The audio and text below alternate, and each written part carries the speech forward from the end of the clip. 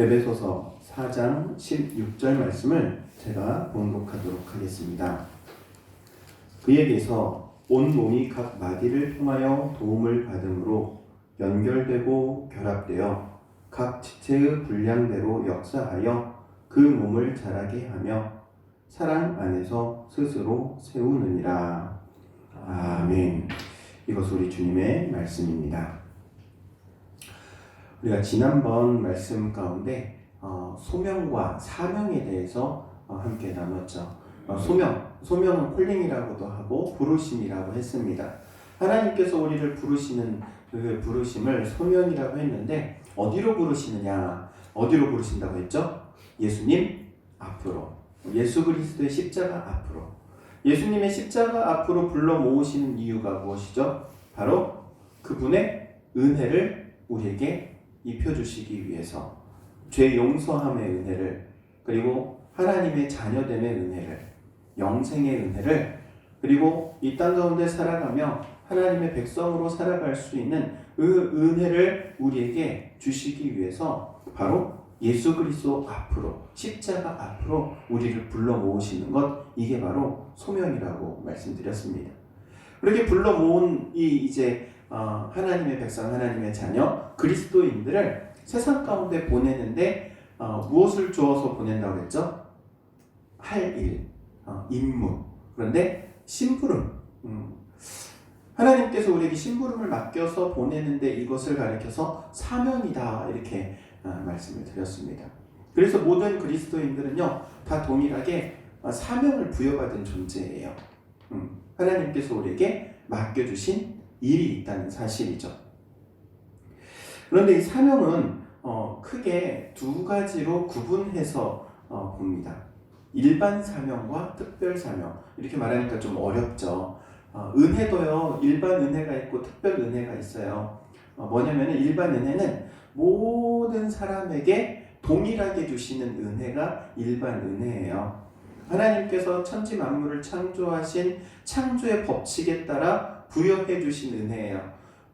일례로 이렇게 말할 수 있어요. 우리가 숨 쉴 때에 가장 필요한 게 공기 중에 우리 눈에 보이진 않지만 산소가 있죠. 이 산소를 마시지 않으면 사람은요, 죽어요.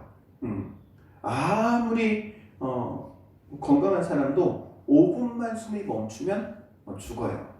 숨을 쉬어야 돼요. 숨을 쉬어야 되는데, 여러분 숨 쉬는데 요즘은 이 코로나 때문에 마스크를 써야 되니까 숨 쉬는 것도 참 힘들어. 근데 돌이켜보면은 마스크 안 쓰고 살아온 지난날의 시간들이 은혜임을 다시 한번 돌아봅니다. 여러분, 이 공기 들이마실 때 여러분 돈 내왔네요.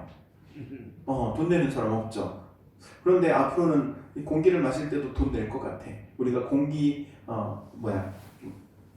물을, 생수를 사 먹는 것처럼 공기도, 지금 유럽 쪽에서는 공기도 판매한다고 하잖아요. 이렇게 깡통이 딱 해가지고 스위스 공기, 이런 공기를 깡통에다 넣어가지고 판매를 한다고 하는데, 어쨌든 공기를 마시는 것, 누구도 거기에 대해 대가를 지불하지 않잖아요.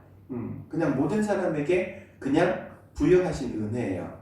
우리가 이 땅을 살아가면서 하나님께서 생육하고 번성하라 축복을 주시고 은혜를 주셨어요.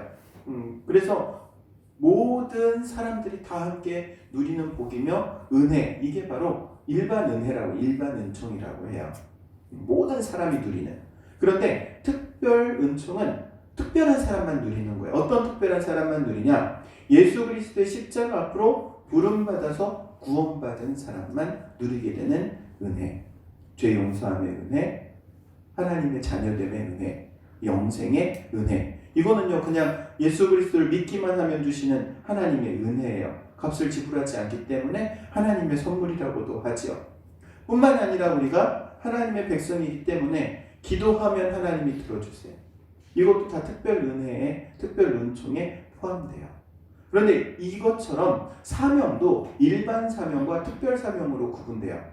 모든 이 땅을 살아가는 사람들에게 주시는 일반적인 공통적인 사명이 이 일반 사명이라고 하는데, 바로 창세기에 나오는 생육하고 번성하라 라는 이것은 축복이기도 한 동시에 명령이기도 하죠. 생육하고 번성하는 것. 자손들을 많이 이 땅 가운데 퍼뜨리고 큰 민족과 같이 세워지는 것. 이거는요, 모든 사람에게 동일하게 부여하신 하나님의 은혜이며 동시에 명령이기도 해요. 이제 특별 사명을 들어가 봅시다. 특별 사명은요, 부름받았기 때문에, 내가 예수를 믿기 때문에 나에게 허락하신 사명이라는 게 있는 거예요. 부름, 찬송가도 있잖아요. 부름받아 나서니 부름받았기 때문에 하나님께서 주시는 특별한 사명, 대표적인 게 바로 전도하고 선교하는 것을 일례로 크게 들 수가 있겠죠. 특별 사명은요, 오직 이 세 가지를 중심으로 움직여요. 많이 들었을 겁니다. 하나님의 나라를 위해서. 두 번째, 예수 그리스도의 복음을 위해서. 그리고 세 번째, 주님의 몸된 교회를 위해서 부여하신 게 이 특별 사명이에요. 교회 공동체는요, 특별히 이 특별 사명을 감당하기 위해서 모인 곳이 바로 교회라는 공동체예요. 그러니까 교회는요, 항상 기억해야 할 게 뭐냐면은 이 특별 사명을 실천하고 있느냐.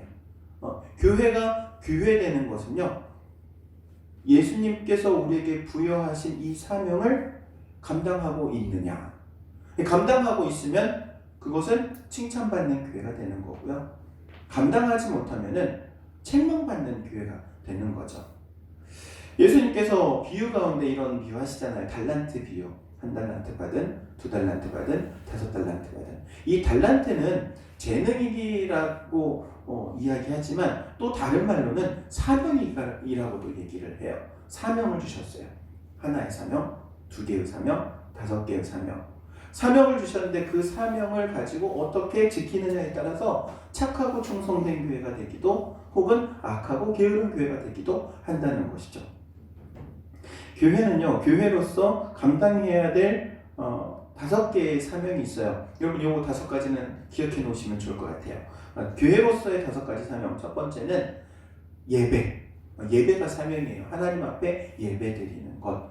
주일 성수하고, 그리고 여러분 가정에서도 하나님 앞에 가정 예배를 드리고, 새벽에 하나님께 기도하면서 새벽 기도로 시작하는 것. 이 모든 것들이 예배죠. 예배.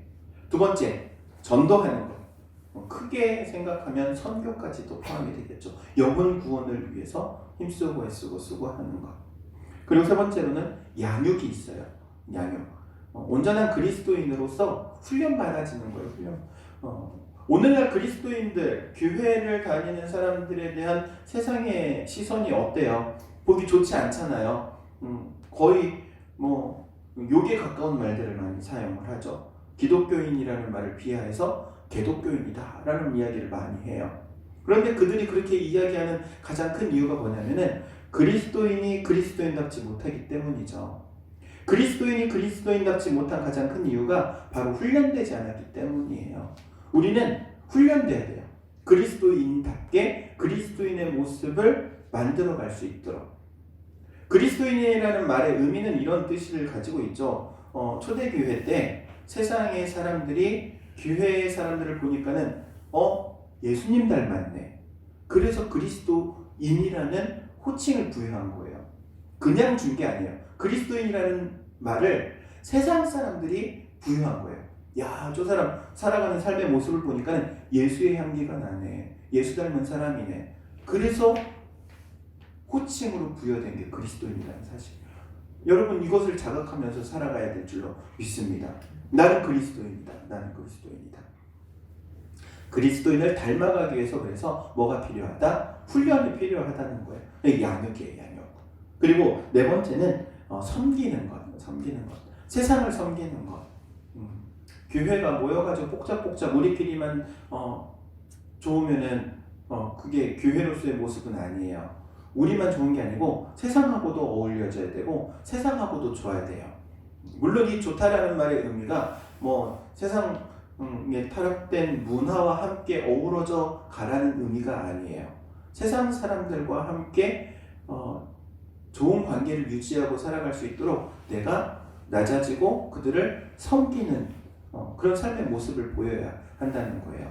그래서 세상을 섬기는 게 바로 교회에 부여하신 사명이에요.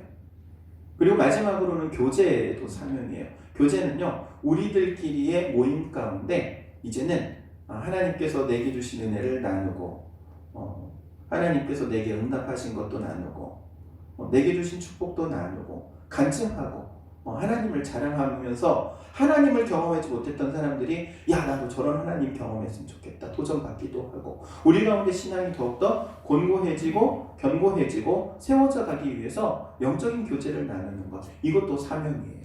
그래서 교회는 이 5가지 사명, 첫 번째 예배, 두 번째 전도, 세 번째 양육, 네 번째 섬김, 다섯 번째 교제, 이거를 교회의 5대 사명이라고 하죠. 물론 이 교회 5대 사명을 순서를 좀 바꿔서 이야기할 수는 있어요. 각 교회마다 이제 특징이 다릅니다. 어떤 교회는 우리 교회는 선교를 위해서 모인 교회, 죽으나 사나 전도하고 선교해야 된다, 그런 슬로건을 가지고 있는 교회도 있을 수 있어요. 그렇다고 해서 전도만 하고 선교만 하냐? 그렇지 않죠. 그 안에 예배도 있고 교제도 있고 양육도 있고, 그런데 그 모든 것들 중에 뭐가 가장 큰 자리를 차지한다? 선교를 가장 큰 역할을 차지한다. 이렇게 생각할 수 있는 거죠. 어찌되었든 교회는요, 주님께서 맡겨주신 이 사명을 감당하기 위해서 모인 공동체라는 사실을 항상 기억해야 해요. 그래서 건강한 교회는 어떤 교회가 건강한 교회냐? 여러분, 어떤 사람이 건강한 사람이죠? 어떤 사람이 건강한 사람이요? 잘 먹고, 잘 자고, 잘 싸고, 일도 잘 하고, 숨도 좀 잘 쉬고. 건강하지 못하는 사람은 숨 쉬는 것부터 힘들어. 골골대. 아프면요, 요즘은 그래도 아프신 분이 없어서 얼마나 감사한지 몰라요. 아픈 사람을 보면요, 숨 쉬는 것도 힘들어요. 숨 쉬는 것도. 교회 신앙생활을 하는, 그리고 교회 공동체가 아프면요, 골골대면요, 교회가 아무것도 못해요. 모이지도 못하고요, 예배도 못하고요, 전도도 못하고요. 왜냐면 그럴 힘이 없으니까. 건강을 잃어버리면. 여러분, 건강한 사람은요, 시간 되면 알아서 밥 차려서 먹어요. 아내가 안 차려줘도 배고프면 알아서 힘내서 찾아서 먹어요. 저도 우리 집사람이 밥 시간을 좀 늦게 줄 것 같다 그러면은 라면 끓여 먹어요. 제 힘으로 라면 잘 끓여요. 밥도 잘하긴 하지만. 근데 힘이 없으면요, 그냥 누워있는 거지. 옆에서 누군가가 챙겨 먹여줄 때까지 아무것도 할 수 없는 거예요. 근데 교회도 그래요. 교회도 건강한 교회는 찾아서 해요. 일들을 하고 대내적으로든 대외적으로든 일하게 돼 있어요. 그런데 건강을 잃어버리면요, 일할 힘도 없고 능력도 없고 비실비실 된다고 하죠.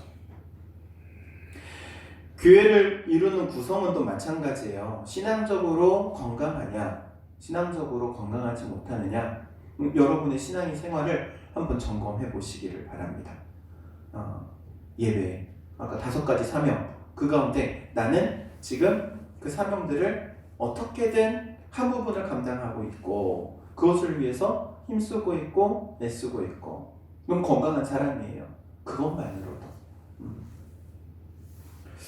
우리 담임교회가 건강한 교회가 되기를 주의 이름으로 축복합니다. 우리 성도들 또한 건강한 신앙생활을 할 수 있기를 주의 이름으로 축원드립니다. 교회는요, 여러 가지 교회 모델들이 있어요. 저도 목회자잖아요. 목회자가 꿈꾸는 교회가 있어요. 여러분이 꿈꾸는 교회의 모습과 제가 꿈꾸는 교회의 모습은 좀 다를 수 있어요. 물론 이 교회에 대한 이상향은 이상형이기 때문에 다 다르죠. 여러분, 결혼할 때 이상형이 다 있었을 거예요. 근데 그 이상형하고 결혼하셨습니까? 이럴 때 아멘 해야 좀 점수를 받지. 여러분, 이상형하고 결혼하셨습니까? 제일 중요한 부분에서 그래요. 아멘해야 돼. 이상형하고 결혼하는 거 너무 좋겠죠. 근데 쉽지 않아요. 왜냐면 이상형은 이상형일 뿐이니까. 현실하고 좀 다르죠. 근데 교회도 마찬가지예요. 교회에 대한 이상향이 있어요. 성도들이 생각하는 교회 이상향이 있어요. 여러분들이 생각하는 교회, 적어도 이러이러한 교회가 진짜 좋은 교회다라는 어떤 이상향이 있을 거예요. 저도 제가 생각하는 교회에 대한 이상향이 있어요. 제가 생각하는 모델은 제가 첫 이제 전임 사역을 하면서 배우게 된 그리고 알게 된 교회예요. 교회 이야기예요. 미국에 세이비어라는 교회가 있어요. 세이비어 교회라는 교회가 있는데 워싱턴에 약간 할렘가 그러니까 좀 가난한 사람들이 사는 동네에 있는 교회예요. 그런데 작은 교회예요. 물론 이제 우리가 생각할 땐 큰 교회죠. 거기가 150명 정도가 모이는 교회라고 해요. 그런데 150명 정도 모이는 교회가 7개 분야에 70개 사역을 해요. 그게 벌써 15년 전에 제가 들은 제가 알게 된 교회 모습이거든요. 그때 당시에 우리나라 돈으로 1년 결산액이 120억을 결산을 했대요. 여러분 놀라지도 않죠. 뭐 우리 다 주머니에 120원 정도는 가지고 있으니까. 120억을 결산을 할 정도로 사역을 하고 있는 교회의 모습. 150명이 모이는데 120억을 결산한다는 거는요. 이거는 정말 기적 같은 일이에요. 왜냐하면은 120억 정도를 결산을 하려면 우리나라 교회들의 기준으로 봐서는 적어도 한 2,000명은 넘어가는 교회여야지만이 가능한 금액이에요. 2,000명 넘어가도 아마 그거 못하는 교회들 많을 거예요. 120억? 말도 안 되는 금액이에요. 근데 그런 사역들을 해요. 그러니까 사역을 하면서 그렇게 확장된 거예요. 근데 그곳이 있는 교회가 어떤 곳이라고 했어요? 할렘가. 흑인들이 많고 노숙자가 많고 그리고 중독자들이 많고 그래서 그 교회가 처음 했던 사역이 어떤 사역이냐면은 그 알코올 중독자를 섬기는 사역을 처음 시작을 했다고 해요. 그것을 시작으로 점점점 영역을 넓혀가고 확대되어 가면서 이제 성도들이 섬기고 힘을 모으고 그러는데 저는 그 교회를 보면서 야 나도 저런 교회 하고 싶다라는 생각이 들었어요. 단순히 금액적으로 성도 숫자적으로 그 말을 하는 게 아니고 사역하는 교회를 하고 싶다. 오늘날 많은 교회들이 사역과 동떨어진 교회들이 참 많잖아요. 그냥 우리끼리만 하는 교회들. 저는 근데 이런 사역하는 교회가 앞으로 제가 목양하고 싶은 교회의 모습입니다. 사역의 분야를 점점 넓혀가고 그리고 섬기면서 이웃과 함께하고 우리 담임교회가 그렇게 될 줄로 믿습니다.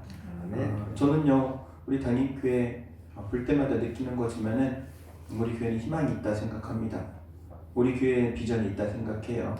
왜냐하면 우리 성도님들이 뜻을 모으고 힘을 모으고 그리고 어떻게 해서든지 이웃들과 함께 하려고 하는 모습이 있기 때문에 그리고 또한 그것을 위해서 조금씩 발전해 나가고 있기 때문에 그렇게 생각하고 있어요.